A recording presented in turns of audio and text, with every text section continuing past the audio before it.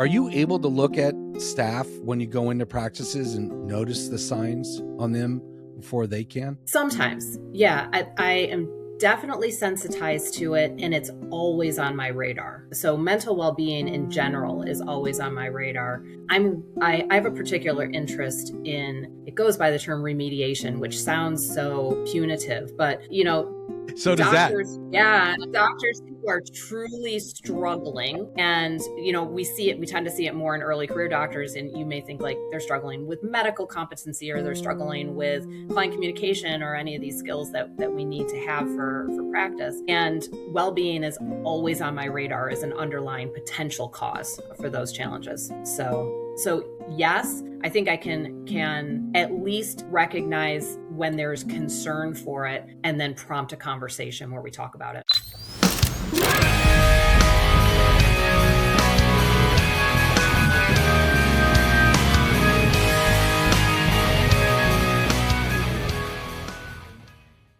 One of the things that really shocked me, well, it didn't shock me, it's just not a common story.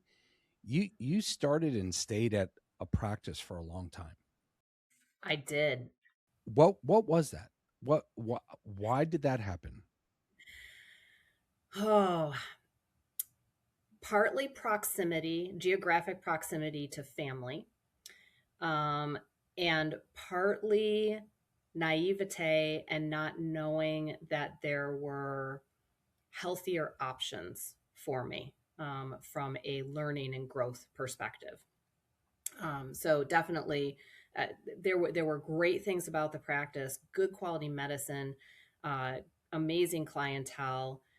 We were the hospital that I was in was part of a group of privately owned hospitals. So we had a built-in support system. And I was a new grad in a practice with one other doctor who was a very experienced senior practitioner nearing retirement. And so it put me in a position, looking back, where I was fairly isolated and didn't have the validation of my experiences with other, near peer colleagues. And definitely, I was a bit of a cowboy in terms of being brave about trying things, which my medical director was amazing in terms of supporting me in that. But at the same time, there wasn't the level of collaboration that you would get in a larger hospital, or having access to other varied practitioners. Your mentorship, you believe, was strong from the older practitioner that was there, or was it the fact that you had a whole bunch of network that you could turn to? I think the network was the biggest strength. I think that I didn't get the best start, and I am absolutely partly to blame in that. And so that's one thing that I am really passionate about sharing with early career doctors is mentorship is not a one-way street. As an early career doctor, you have to be prepared to be an advocate for yourself as well. But I think that as experienced clinicians, we also have a responsibility to recognize where common pitfalls are and be ready to help advocate and support our early career colleagues. So I didn't have the best start. Not going to blame anybody. I think it was just we didn't know any better, and there wasn't that recognition of what's really important for getting someone started off on the right foot. And then you said you didn't realize you had burned out. Yeah. Was it because of which for me it was hard too. Like I didn't realize how fried I was until I lost the managerial hat and the entrepreneur hat because the practice had sold. Was it that you were able to deal with a great clientele? It was so geographically close to the family that you really weren't seeing the signs? Or do you believe that no one really trained you what to look for? Yes and yes. I think both are true. Probably more so the latter. But I also think when I'm talking about burnout to my colleagues, I use the analogy of the frog in the boiling pot of water, and how if you slowly turn up the heat over time, the fable goes that the frog doesn't recognize that it's burning.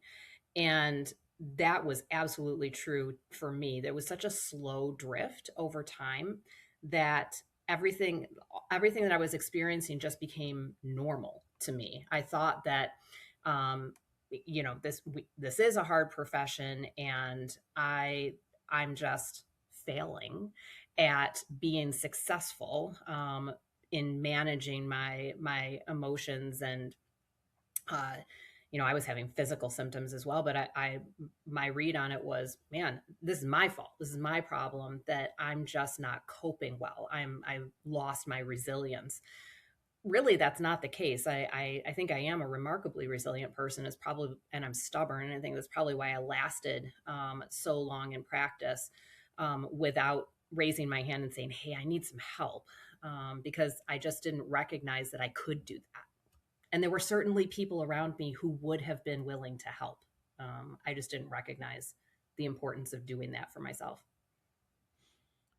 And the older practitioner you worked with, did he not recognize you were having issues, or do you think he was going through the same thing himself? So perhaps, although by the time I was truly going through a burnout, he had been long retired, and the practice had grown, and we were a practice of five or six doctors at that point. Super busy practice. I had one of the pluses but also downsides of being in the same practice for my entire practice career was I had built a really large clientele, and I had made mistakes that I can look back and say in terms of how I handled them and not setting boundaries, because I wanted to provide the best medical care and client care that I could to all of them. And I thought that that meant giving of myself beyond my capacity. Now, when you say boundaries, I always have people define that because Yeah. no one's been able to define it. So Yeah. when you look back and you said, I should have had better boundaries. Yep. What were the boundaries you should have set? So I should have been willing to use technology to its fullest. So instead of making a phone call for every single client, the cases that didn't require a phone call, I should have utilized email. For cases where clients were calling to talk when it was evident from what their request was, they just needed to schedule an appointment, I should have told the receptionist, no, they need to schedule an appointment, rather than getting on the phone and trying to counsel them through something that I can't fix over the phone. So things like that, think time suckers, things that just eat into time that I should have been using for patients that were in hospital or had just been seen. Um, those sorts of things, because I would end up working my full shift, and then I'd be in the office sometimes 2-3 hours at the end of my shift, catching up on messages and all of these phone calls that built up in the record because the staff knew that I would. Do you And I believe would you say, utilized your staff well enough, though? I know you said um, technology. Do you think you were yeah, no, utilizing your staff? I think I absolutely could have utilized the staff better. And interestingly, this Yeah. I see this as a common theme in a lot of practices. We're so, as veterinarians, we're so empathetic to people in general, that when we see our staff feeling burdened and overworked, our natural tendency is not to say, well, yeah, but there still should be a shared distribution of work. There's a natural tendency for a lot of doctors, especially early career doctors, to say, "Oh, I don't want to put this burden on them. I'm going to do it myself." And Yeah, it's not helpful for anybody. the the underuse of staff, I always feel is a huge problem. And Mm-hmm. it was Peter Weinstein that came into my practice, and we hired him to do an analysis because he's a good friend of mine and he's right down the street. And And finally, he came up to me and he's like, you know what, G, I'm going to have you walk around with money in your pocket. And every time a technician catches you doing something that they are capable of doing and actually would want to do, you have to pay them $1. And it wasn't like 1 in the afternoon, and I was down like $40. And that was a Wow. quick lesson. Wow. Yeah. Yeah. Quick lesson, because you forget these licensed technicians and even veterinary assistants who have been in a practice for 15 years are so knowledgeable. They could make Hmm. that phone call and that normal heartworm test, that fecal, that normal blood work. They could do that for you if people are afraid to use technology, which I still don't understand how we are a, a profession of science, yet we don't trust the science, which is computer science. I really feel as if that is a huge thing. Um, when Now, going back to when you said, you realized you were burned out. Um, did you Are you able now to look at people, just because I know what your job, you run this national mentoring program. Are you able to look at staff when you go into practices and notice the signs on them before they can? Sometimes, yeah, I am definitely sensitized to it, and it's always on my radar. So mental well-being in general is always on my radar.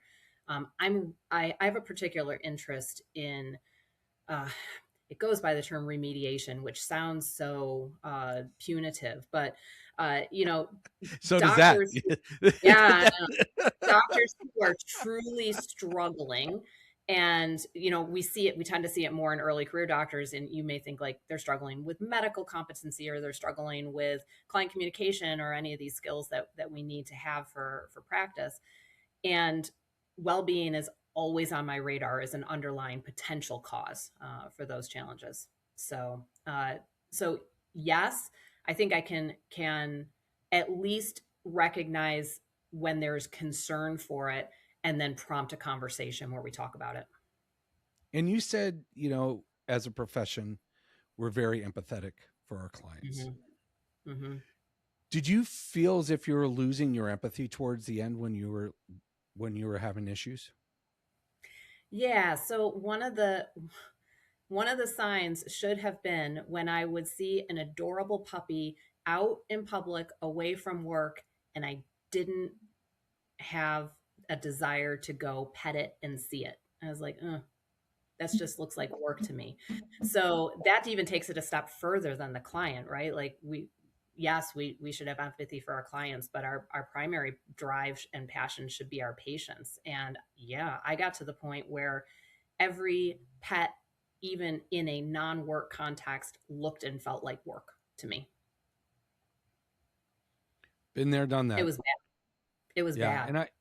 and I talked to a psychologist on this show, and she said one of the top signs that she recognizes in people that are burnout, they lose their ability to cry. Hmm.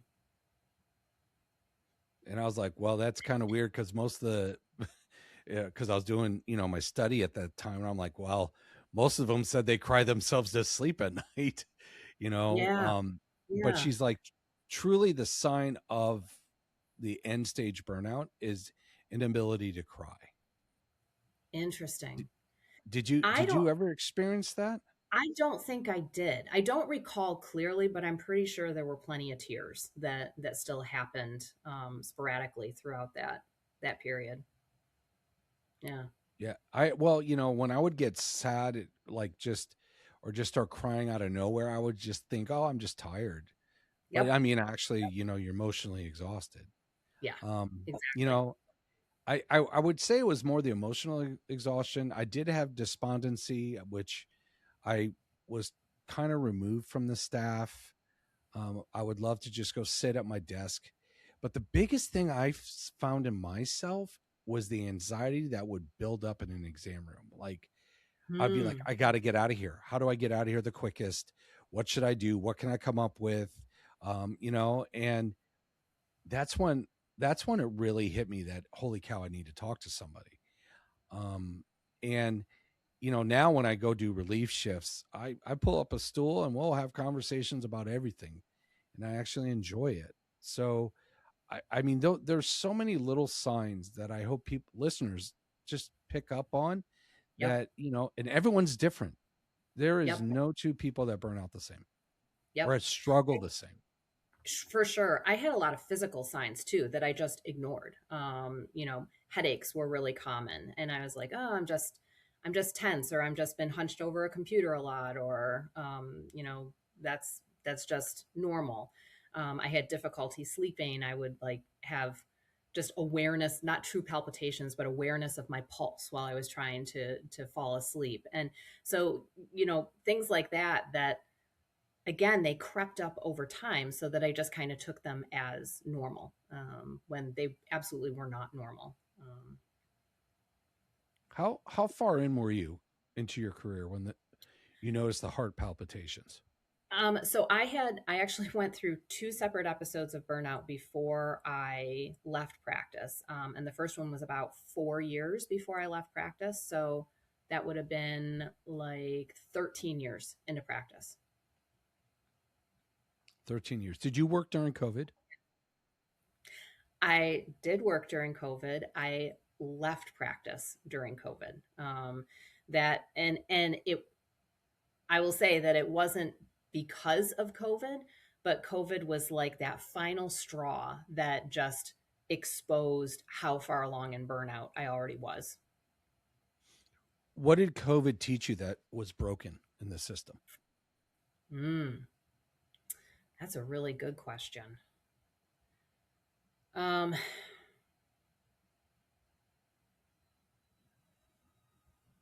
I'm not sure I have a great answer for that. I I got one. It was our Yeah, inability to say no. I want to hear your thoughts on it, because I can think of lots of things that were really, really challenging and frustrating about COVID, but I'm trying to think about what it actually revealed. Well, for me, I think COVID just put fuel on the fire, right? That was already Hmm. burning, smoldering. Hmm. But for me, what I learned in COVID is my weakness was inability to say no, Hmm. and but I also felt bad for all these animals that were having issues and they couldn't get in anywhere, because Hmm. my mentor always, I had three amazing mentors, but their common thing to me was these animals don't choose when they get sick, right? Hmm. So, and that includes like an ear infection, a squinty eye, a Yep. hot spot, or it could be full out sick.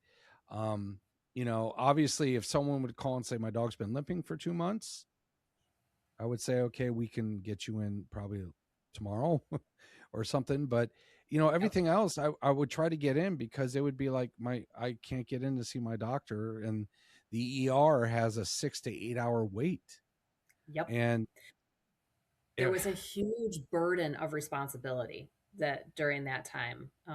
Like I can remember days when we would have so many patients as drop offs because we were trying to get them in, that all of our holding cages would be full, and all of our exam rooms would have a patient in them without their owner, just because we were trying to accommodate. So yeah, that absolutely resonates. were you doing curbside? We were doing curbside, which I also found, obviously, like it was a very frustrating thing having to do the multiple phone calls. That was very inefficient, and so inefficient to the point, not just inefficient, but also it I found it made building an initial relationship with the client more time consuming. So a lot of times, even in the dead of still March, I think, when we the shutdown started, which is miserable weather where I am, I just run out to the parking lot and ask them to roll down their window with our masks on and have the Yes, conversation, because it was so much more easier. efficient. Yeah, so much What easier. Well, what I did is I went and bought lawn chairs, like those Mm, plastic lawn chairs, and I yeah. just put them outside, and Yep. I kept them in the shade, and I would be like, okay, I'd point over to them, they'd wave, I'm like, come over, and we'd sit 6 feet apart, Hmm. and we would have a conversation that way. I Yep. felt as if my staff was a lot more efficient when we were curbside because Hmm. they could get more things done quicker Yes. and be Yes. very efficient with it. But I agree with you. I didn't know how people would actually just get on the phone and talk to them. Like I Yeah. would be like, I have to go outside and talk to them. Yep. Like you get Especially so we're much, seeing. Oh, go ahead. right? No, I was going to say you get more out of a client when you sit there and look them in the eye and you can Mhm. follow the conversation better. Yep. Yeah, and especially when we are seeing, you know, I was in a hospital that was willing to take on these extra cases, so we're doing a lot of urgent care or, closer to emergency type care cases, and you're trying to build trust really quickly with someone who has a patient who's not doing well at all. And I found that I can do it over the phone, but I'd rather do it face to face. Yeah. Well, I personally would have a problem, dropping my animal off with someone that I've never met, I would too. Yep, I would and too. yeah. When you were having all these issues, what part of this profession did you still love? Uh, I still loved, and I think will always love, the actual medicine and patient care. So the diagnostics, apart from client decision making, and if I just had, I think the perfect practice would be where money was no object and I could do whatever I thought was in the best interest of the patient. And so that part was always fun. Getting in the OR, where it was just the patient, the support team, and me, and fixing the problem, or doing the routine surgery, that has always been fun. You just couldn't get in the room with you just didn't want to do the room thing It anymore was with the clients. clients. Yeah, it was clients were a huge. They were probably the biggest factor in terms of the burnout. And the two biggest contributing factors to that were, what I already talked about in terms of my inability to set boundaries and not feeling like I had an advocate standing beside me saying it's okay to say no. I never felt like it was okay to say no. So you hit the wall. You Yep. walk in, you tell the owner of the practice, I'm leaving. Yep. Well, what was that like? Because you had no backup plan. I had no backup plan. It was terrifying.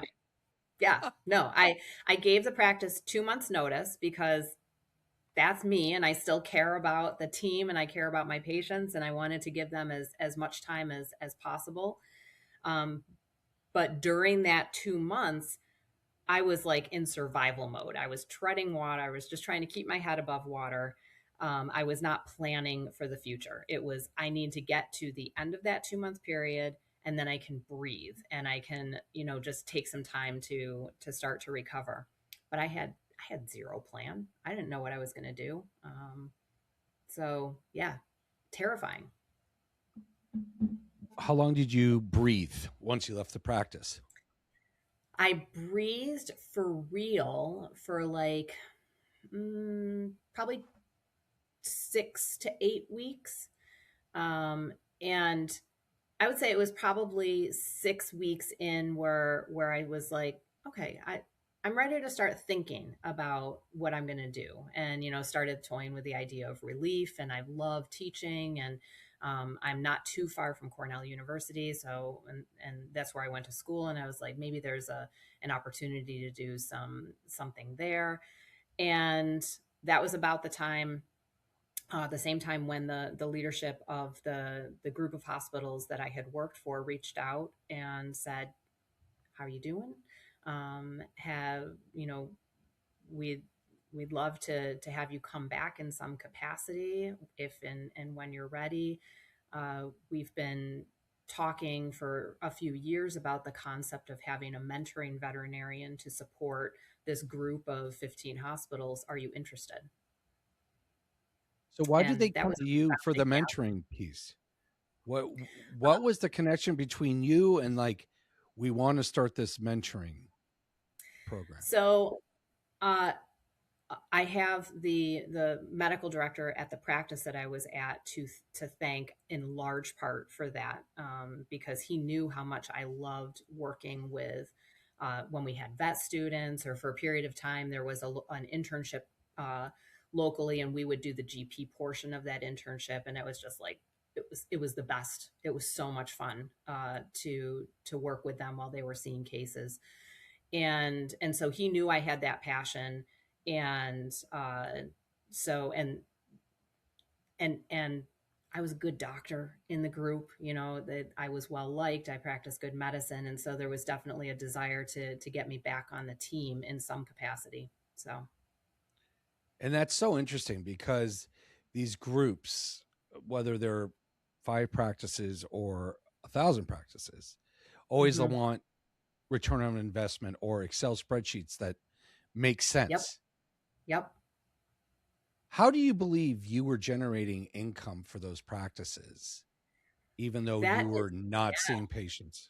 That's a great question, because early on, I I've learned so much. So I've been doing this mentoring thing for 5-ish years, and early on, I had never had an interest in being a practice owner or business. I was not business minded at all. So I was entirely focused on how do we make this a good experience and make these, doctors productive and happy and well educated and secure in their roles, not at all thinking about return on investment.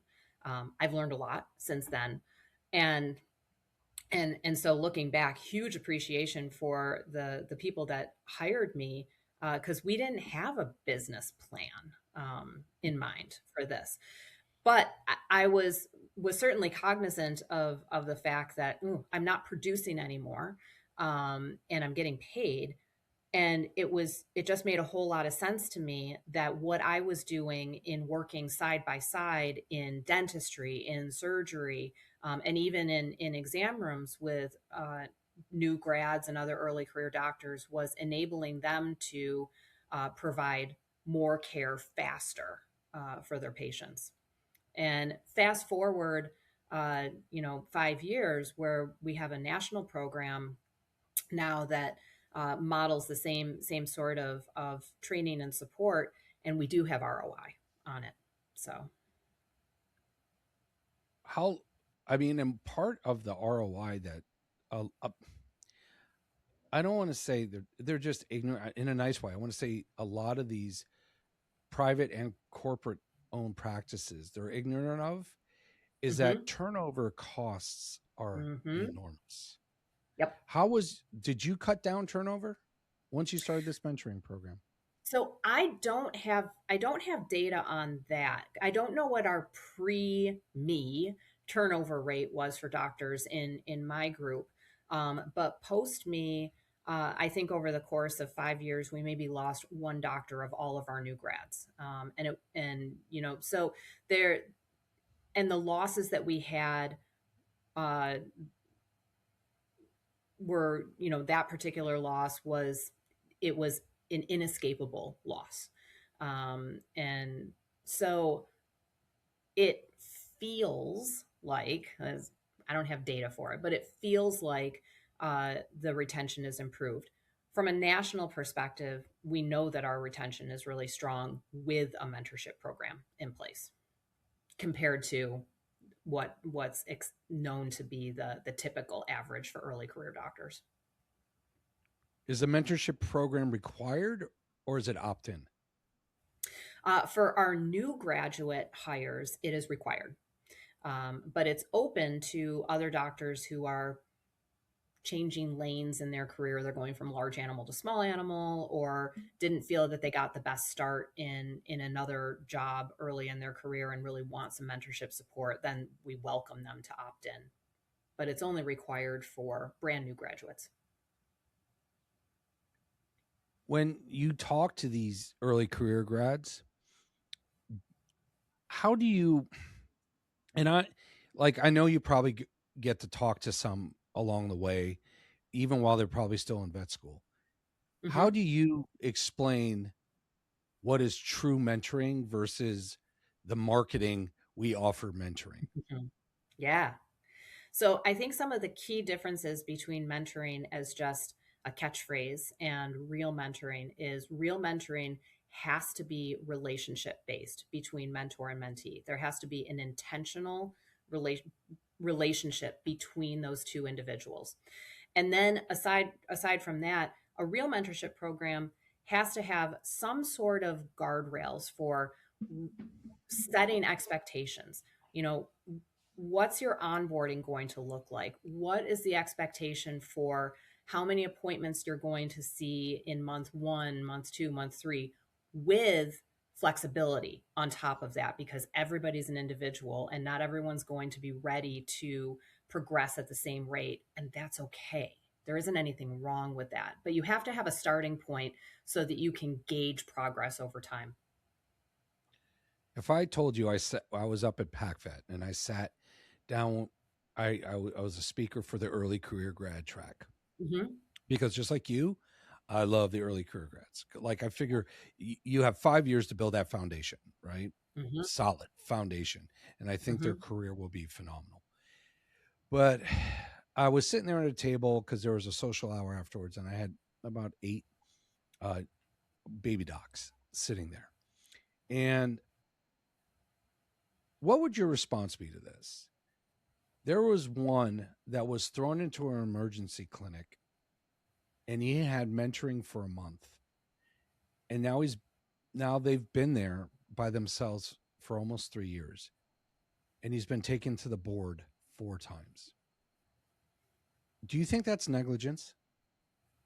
I just want to hug that doctor, um, and help them.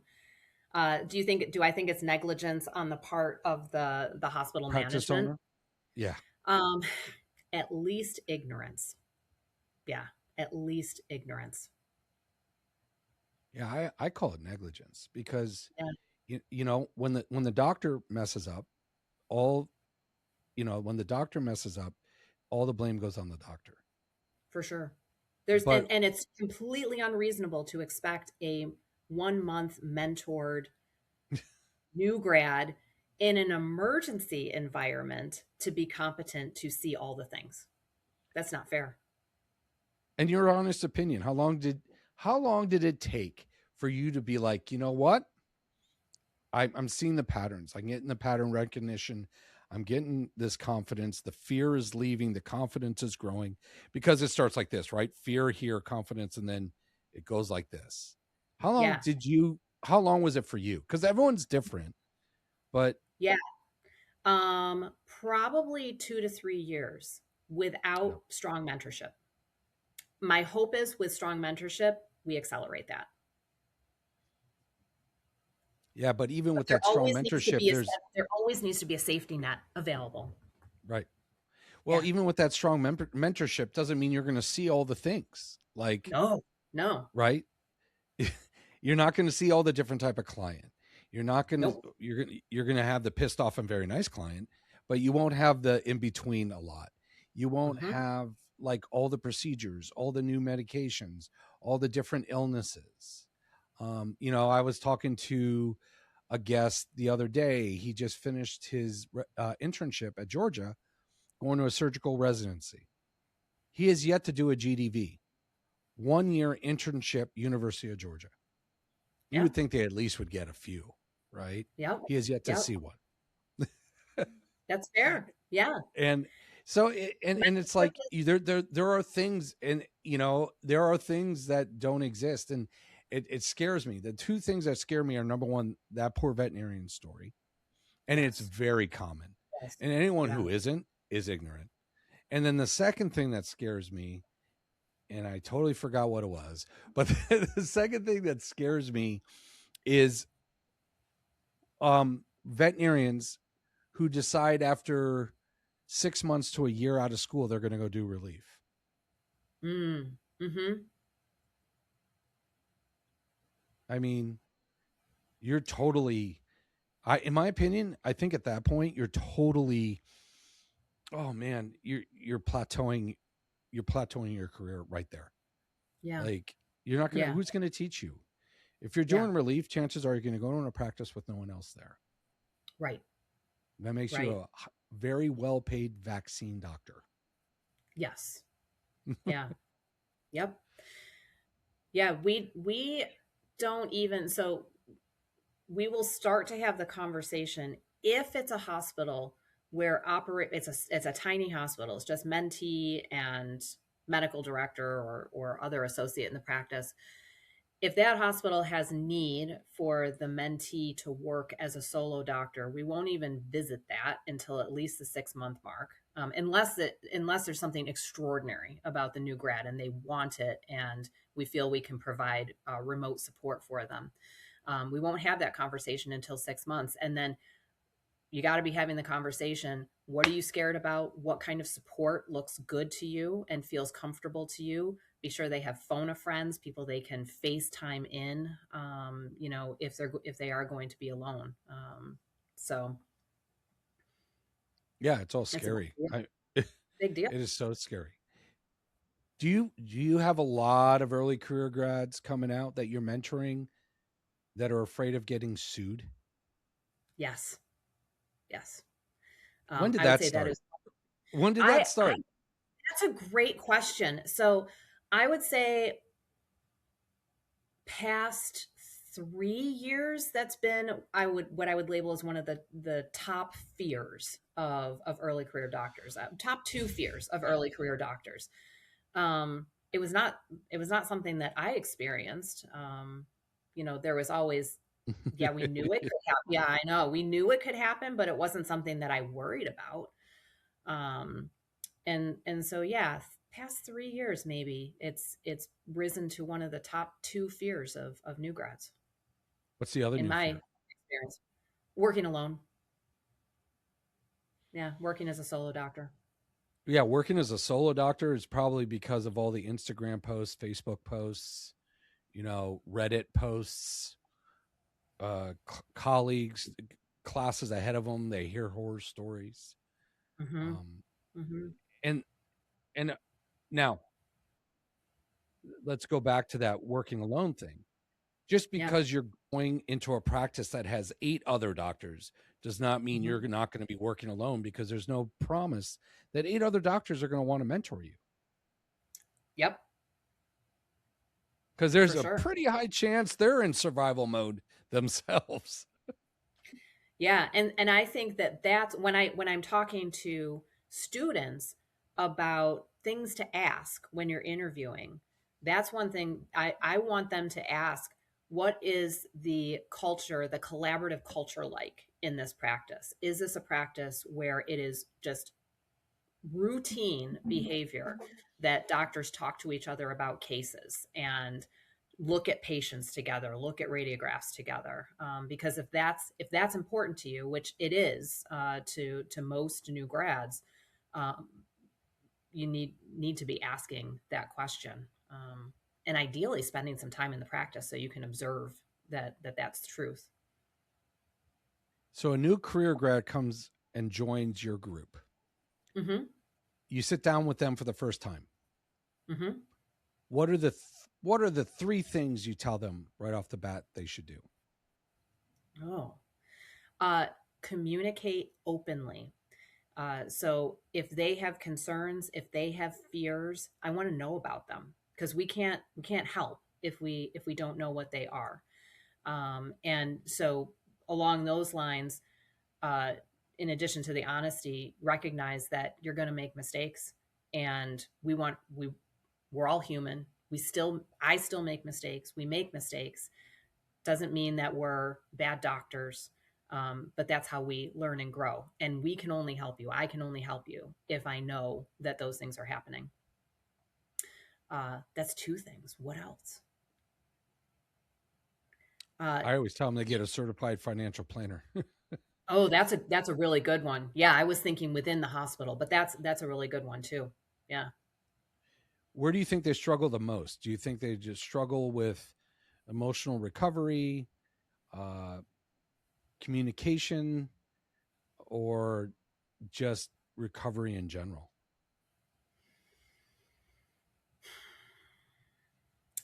I don't know as if I can say that there is a generalization that this is where people struggle the most. I can name a few things where I see a lot of struggle. Um, Confident decision making, I think, is one, and I think that often stems from fear of doing something wrong, fear of litigation, fear of being less than perfect, and so I'm not going to make a firm decision on this. I'm not going to do that call back quite yet. And then that leads to time management issues. So that's, I think, is a big one. From a medical perspective, I know dentistry skills. If we're talking about skill based issues, is a real common challenge, and obviously we do a ton of it in general practice, and it has a long learning curve. And so if you don't have a strong background in that, which most new grads don't, that takes a lot of time to build. Uh, and resilience, finding that balance between perfectionism and resilience, and being okay with making mistakes, and not having every client 100% pleased with you all the time, is, yeah, they definitely struggle with that. Yeah, you can't please everybody. You're not Yep. everyone's cup of tea. Yep. Do you ever have any students come out that have are too confident? Uh, I have not experienced it, but some of my colleagues, my mentor colleagues, have experienced it, but not to the point that it hasn't been workable. It's always been coachable. So, and that's far less common than the other side of the coin. Yeah. Yeah, Yeah. I would think so. I would think so. Heaven forbid something bad happens, right? The Mhm. first mistake, that first case that stabs you in the heart, the one Yep. that you never forget. How do you work Yep. them through that? uh, Encouraging them to talk about it, and letting them know that it is a safe space, and doing things by, like, being willing to be vulnerable and share, maybe an experience that I've had, to just kind of level that playing field, drop the power differential, and let them know we're none of us is immune to this experience. We've all had that experience, probably numerous experiences like that, the longer you practice. So normalizing the mistake, encouraging them to talk through it, and then encouraging them to really think about, um, how can I learn from this? How can I grow from this? What changes can we make to prevent this from happening again? I think an interesting thing that in my experience is, sometimes when we start doing that analysis, the they may discover that they didn't actually make a mistake. They had a poor case outcome that had nothing to do with making a mistake, or negligence or anything like that. It was just, life is life, and we can have poor outcomes, and they still experience the same depth of emotion on those, even when there isn't anything that they could have done or should have done differently. So getting them to recognize that can be really helpful too, and really powerful, that it can feel just as awful when you have a poor case outcome that is not the result of a mistake. How often do you have the teams debrief after a bad case, a bad euthanasia, a difficult client? I I don't have a routine protocol for a team debrief. I'm certainly, I think it's a good idea, especially if in a hospital leader in the practice is recognizing that this has impacted the the team's feelings and behavior. I think it's absolutely a powerful tool. I always force a debrief after a code, a resuscitation code. Um, but you raise a really good point. Difficult, difficult euthanasias, difficult case outcomes, really negative client experiences can be just as impactful for the team. And so, why not debrief for those? Those are the three causes of moral injury. That's why I asked, you Yeah, know, yeah, which is one of the things I researched Mm-hmm. because uh, I mean, because as Peter Weinstein told me once, he's like, veterinary school is definitely a turbulent ride, and you you would pray that their first job or once they get into practice it's at least a smooth landing, and it usually Mm-hmm. isn't. Right? Right. First job Right. isn't, the second job isn't, and that's why I asked you to start off with, because you're a unicorn that stayed right where you were. um Yep. yeah. Yep. But you know what are tips you can give to people to help that landing process for these new grads? Uh, so during the job hunting process, being really proactive about understanding if a practice says they have a mentorship program, understanding exactly what does that mean? What does that look like to me as a mentee, to you, who's going to be my mentor, what's the role of that mentor. So that would be a big one, and it's not just oh well, I'll be your mentor and I'll be available to answer questions. No, I want more detail than that. I want to know what's the cadence of our meetings. What do those look like? Are we actually having protected sit down time to talk about cases or to talk about hospital operations and progressing in number of appointments and number of surgical cases, and what are my goals, what are my professional goals, and how as a mentor can I help you in setting professional goals. What are relationships like with the team? What are relationships like with clients? Are you struggling in any of those capacities? So I want to be sure that there is a defined, uh, we can actually write down on paper, what does this program look like? What does it entail? And then Because I was going to what, ask you, do yeah, you believe in the mentor mentee contract?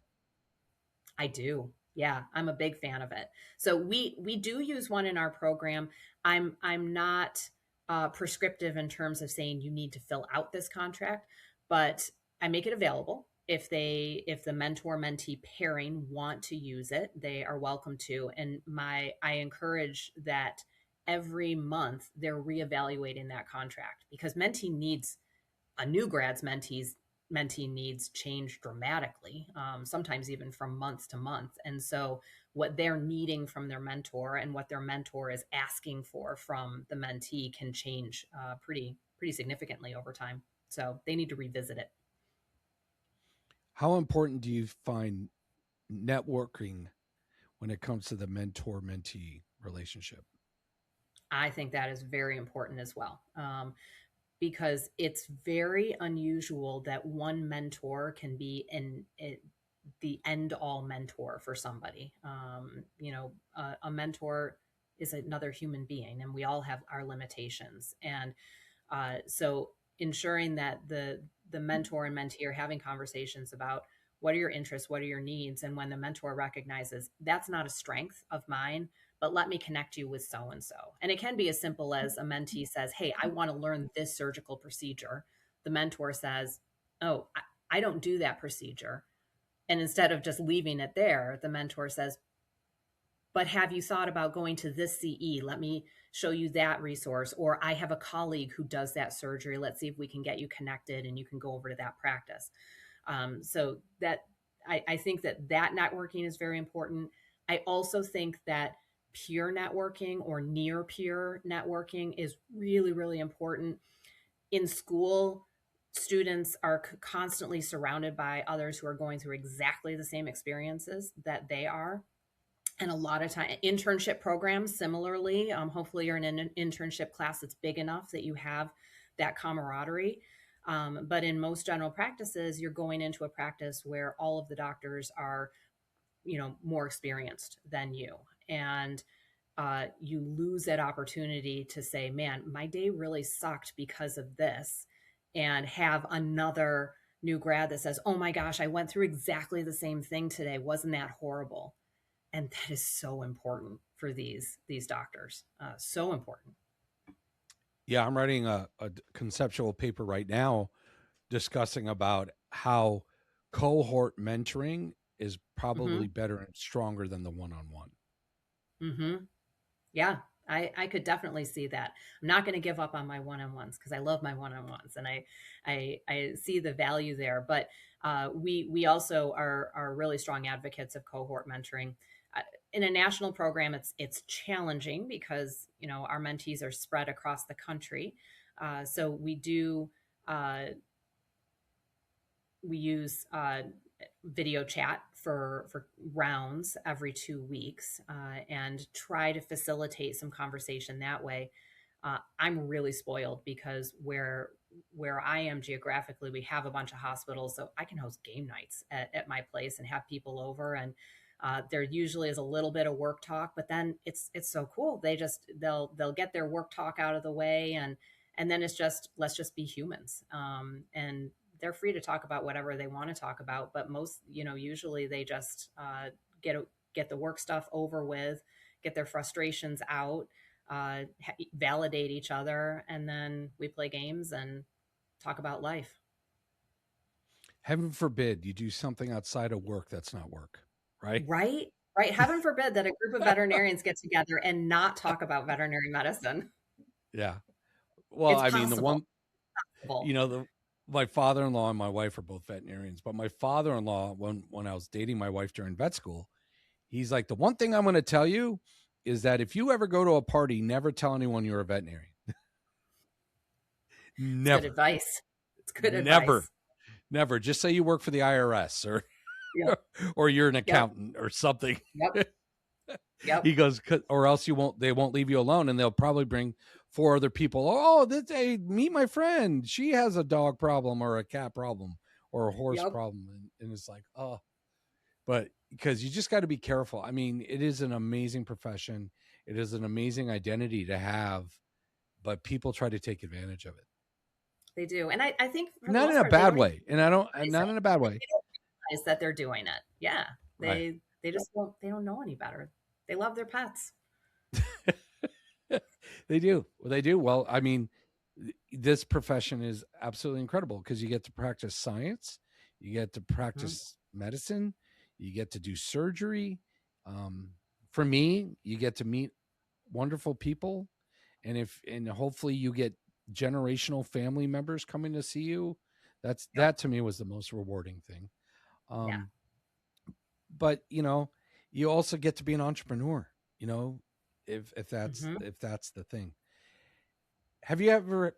Now, I just got to ask you because I'm curious. Have you ever mentored a doctor and you're basically like, listen, there are other things veterinarians can do other than being in a clinic? Oh, I've come really close. Really close. Yeah. I that was there's a couple of cases that I can think of, where I was ultimately in a position to encourage the veterinarian to consider an alternative option, uh, and essentially trying to encourage a couple of individuals to opt out from their practice and either get more training, get in a even more supportive environment than what we were able to provide, or consider a different facet of the profession. That was hard. That was really hard. Can I ask you a couple questions about them without giving? Of If course. you, uh, Yeah. Yeah. how much experience did they have before they got into vet school? Do you know? Ooh, I don't know. That's a really good question, and I don't know. Do you believe we're accepting students incorrectly? I don't know as if I know enough about. I know what my own experience was, and I know what I have heard some of my mentees talk about in terms of the application and acceptance process these days. But I'm not sure I know enough to answer that. I will say that I think that there is so much more than getting good grades to being a good practitioner. And so if that is the sole marker of The acceptance to first vet school, filter. Yeah, the first that's a filter. problem. Yeah. Yeah, that's a problem.